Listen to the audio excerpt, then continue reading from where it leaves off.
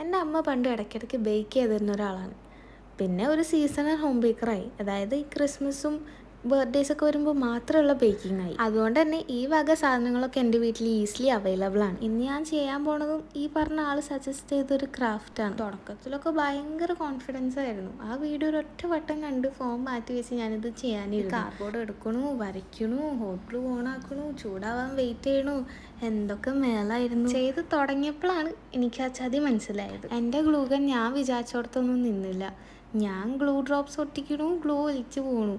ഒരു യുദ്ധമായിരുന്നു ഞാനും എൻ്റെ ഗ്ലൂ ഗണ്ണും തമ്മിൽ. അതിൻ്റെ ഇടയ്ക്കാണെങ്കിൽ ഞാൻ 2-3 ക്ലിപ്സ് സേവ് ചെയ്യാനും മറന്നിട്ടുണ്ട്. അങ്ങനെ ആ ഒരു ടാസ്ക് കഴിഞ്ഞു. ഇനിയുള്ളതെല്ലാം സിമ്പിളായിട്ട് പോകുമെന്ന് വിചാരിച്ചപ്പോഴാണ് അടുത്തത്. പെയിൻ്റ് അടിക്കലും ഒരു കഥയായിരുന്നു. അത്യാവശ്യം നല്ല ബുദ്ധിമുട്ടിയിട്ടാണ് ഞാൻ ഈ പണിയൊന്ന് തീർത്തത്. പിന്നെ ഇതൊരിക്കലും ഒരു ട്യൂട്ടോറിയൽ അല്ല, എൻ്റെ വെറും ഒരു എക്സ്പെരിമെൻ്റ് ആയിട്ട് മാത്രം ഇത് കാണുക. ഇത് നിങ്ങൾക്ക് കാണുമ്പോൾ തോന്നും എന്താ അതിലിപ്പോൾ ഇത്ര കഷ്ടപ്പാടെന്നൊക്കെ.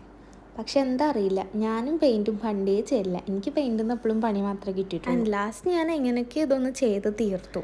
എന്തായാലും ഞാൻ കുറേ കഷ്ടപ്പെട്ടതല്ലേ. ഇഷ്ടപ്പെട്ടില്ലെങ്കിലും ഒരു ലൈക്ക് തരണം പ്ലീസ്. എന്തായാലും നിങ്ങൾക്ക് ഇഷ്ടപ്പെട്ടോ ഇഷ്ടപ്പെട്ടില്ലേ എന്നും കൂടി കമൻറ്റ് ചെയ്തോ, വായിച്ചിരിക്കാമല്ലോ. അപ്പോൾ അത്രയൊക്കെ ഉള്ളൂ. ബൈ.